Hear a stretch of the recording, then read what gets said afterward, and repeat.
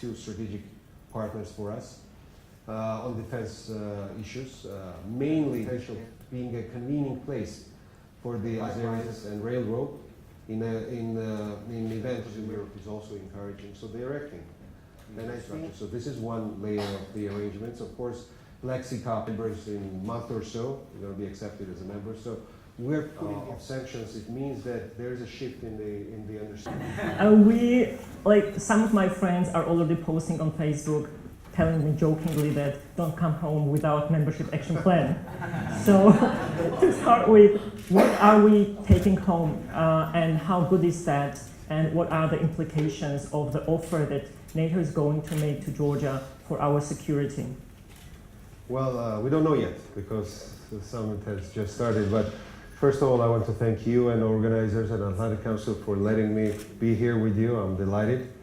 And to go straight to the question, I think what we know at this point, and we had a meeting with the Secretary General, we had a meeting with other heads of the delegations, the substantial Georgia NATO package will have some substance in it. We, at the beginning, when the announcement came that MAP will not be granted to Georgia because it's not an expansion summit, it's not an enlargement summit, we of course were very worried about, especially in light of what is happening around us, the direct military aggression against Ukraine, which is in fact this continuation of what was happening in Georgia for past years, and especially in 2008.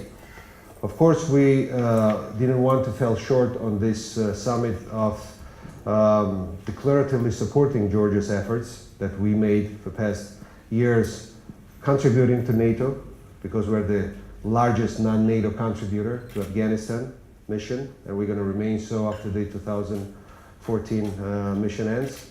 And also we started new missions in other parts of EU-led missions, for example, in Central Africa. At the same time, not only from a military standpoint, but we also progressed dramatically on the democratic front. 3 elections, transfer of power through the democratic means that happened in 2012, the elections that you mentioned, that my coalition won, and maturing the political system.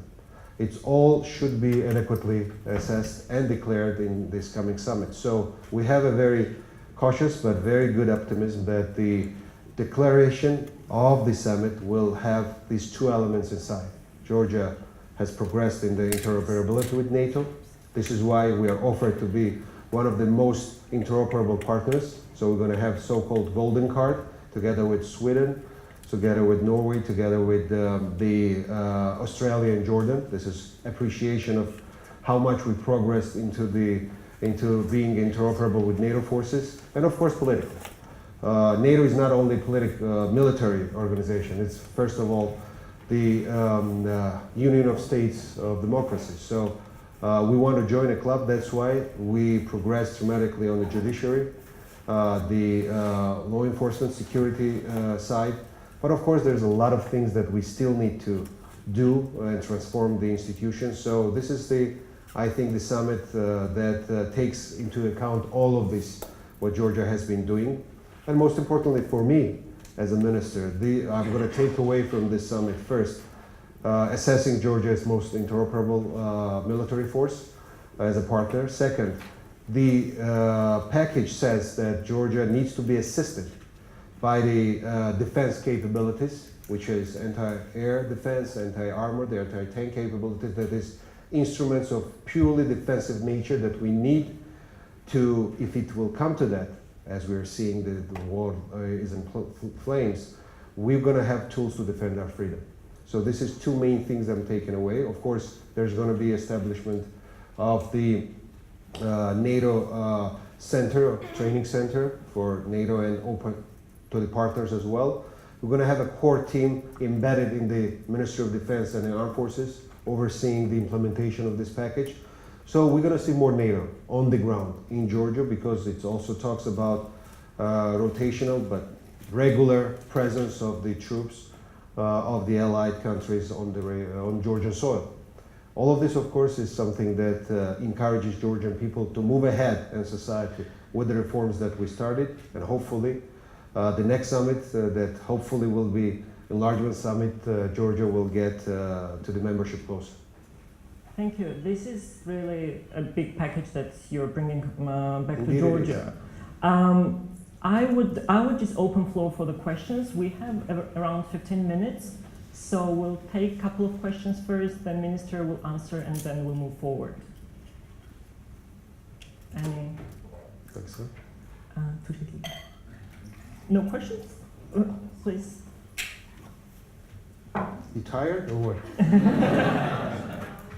Hi, Jonathan Bolton from the UK. My question is, as we've seen in Ukraine, until very recently, Russia didn't invade conventionally. It's had this new form of hybrid warfare.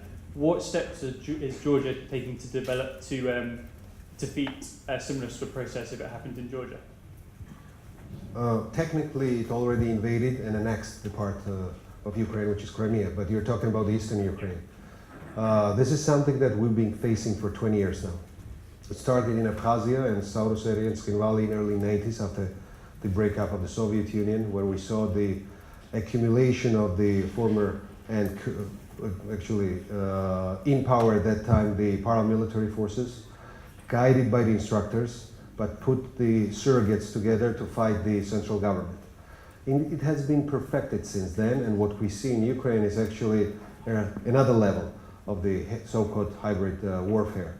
I think the only thing we can counter, only weapons that we have to counter is, first of all, to have less and less infiltration of our institutions. This is the number one problem in Ukraine. There was, at least before the change, and hopefully they're going to solve this. The institutions, specifically security and defense institutions, were infiltrated by the Russian-influenced people and cadre. The second, of course, is right handling of the intelligence apparatus, because the early warning that you need to have is not going to be available from you, from the partners, if they're not reliable, if you are not reliable in that sense. So this is the two fields they need to have the improvement. The third and probably major one is the motivation. Motivation of the armed forces, motivation of society to fight for their own country. And this means that you have to have the strong ideology and identity conscious. I think that what happened is very tragic, of course, what's happening in Ukraine, but it helped them to get their self-identity. And I think Ukrainians are moving forward now to put together. It's tough, but eventually it will happen. The armed forces, security forces that will be able to defend their country. Now, it cannot be done only by Ukrainians. This is why Georgia probably and Poland, I had a meeting with the Polish counterpart just minutes ago. We take it very painfully what's happening there, because we went through it and we know how hard it is to have such a warfare with Russian Federation. So we're transferring all the experience that we gained. I commissioned the lessons learned from 2008 war, and the results were already passed through the Ukrainians. But we're going to also help them how to build the institution of defense, which is going to be transparent, which is going to be really under the civilian and political control of the government, which we already successfully made, and NATO said that we can export this kind of institutional knowledge to other countries like Ukraine. And of course, then it comes to NATO. It's not about the preparedness of Georgia, per se, at this point. Everybody agrees that technically Georgia qualifies. Interoperability is their contribution, is their political system is mature, except we have, of course, the occupied territories, which can be dealt if political will be there, because Germany was taken into alliance while the Soviet occupation was happening in the eastern part of Germany. So there is a ways how to deal with this, but we need to have the political will of the West. And here comes, I think, the main challenge, because the threat perception is very different in Washington, in Brussels, in Berlin, and in Georgia, or in other Eastern European countries. So we have to narrow this gap, and this is where it's going. I feel it because through the dialogue that we have today with the leaders, I mean, everybody understands now that at this point at least, to put Russia in the basket of the partners, it's not realistic. So this is why what you see what is happening now between allies. They're putting together the response force. Georgia will be part of NATO response force from 2015. More assets, defensive assets in the eastern part of the Euro-Atlantic community, and more training and more presence of NATO in political, security, and other fields in the partners which are aspiring to become the members. So this is the way to go, I think. Another question? Over there. No, second row, yes. Thank you very much. I am Vasile Rotaru, I am from Moldova. I just wanted to ask you to detail a bit how would you deal with Abkhazia and Ossetia? Would you just not apply Article 5 to these regions, or do you have any other solutions? If you could detail. Thank you very much. Thank you. Maybe we just take one last question. And Bulgaria, I'd like to ask about the training center that you mentioned. Can you give a little bit more information? It will be like COE, like a think tank, or it will give training expertise in military? Or? Yeah.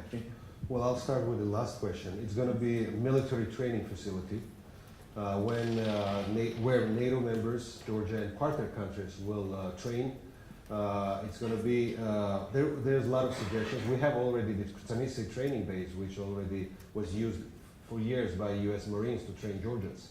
And by the way, almost 12,000 of Georgian troops were trained in pre-deployment to Afghanistan and other missions at that place. It's already equipped, it's all, the logistical side is more or less in shape, and we're going to invest more now in this. So the implementation of all this package will be under the control by the Undersecretary Wershbo. So we're going to put together the package and then implementation plan. Now, on the issue of the conflicts, well, there is no other alternative other than just peaceful political settlement. We declared on all the levels that there is no military solution to this. 20 years past in the conflict, I think there is enough goodwill, I would say, among the societies of Georgians, Abkhaz and Ossetians to start thinking about how we can coexist together. And I have my own actually contacts with the Abkhaz side, and I feel that there is a room for the reconciliation. First of all, we're putting our efforts declaratively now on infrastructure, humanitarian assistance, healthcare, joint healthcare projects with Abkhaz and Ossetians, and it's working already. Trade. I think economy and trade is key to conflict resolution. So they now understand that we're not going to ever try to resolve this conflict through military means, because they see our forced posturing, they're seeing our rhetoric, which was very different 3-4 years ago. And now we're putting together this package of the reconciliation. Of course, Russia is trying to block that. Russia is trying to put the barbed wires. For past year, they were only doing that, but it's not serving their own image. And the Abkhaz and Ossetians are fed up with that because the promised prosperity is not happening. 70% of all the money that's coming from Russia ending up in pockets of, corrupt pockets of Russian militaries. They're not happy with that. And I'm pretty sure if we're going to stay the course, if they're going to see Georgia solidly, unshakably on a path of European membership and NATO membership, they will see their future better with Georgians in Europe rather than stay under the Russian occupation. This is the core of our reconciliation policy. It will take time, but we need to be patient because it's easy to start war, but then it's quite tough to put people together that there's a lot of blood. But although 20 years passed, and now I think we're entering the time when this is possible. Of course, we need to be more engaging with the European Union on other reconciliation and the projects of infrastructural nature. We need to put more European footprint in Abkhazia and Skin Valley region. This is the idea. And we're talking with Europeans a lot about this.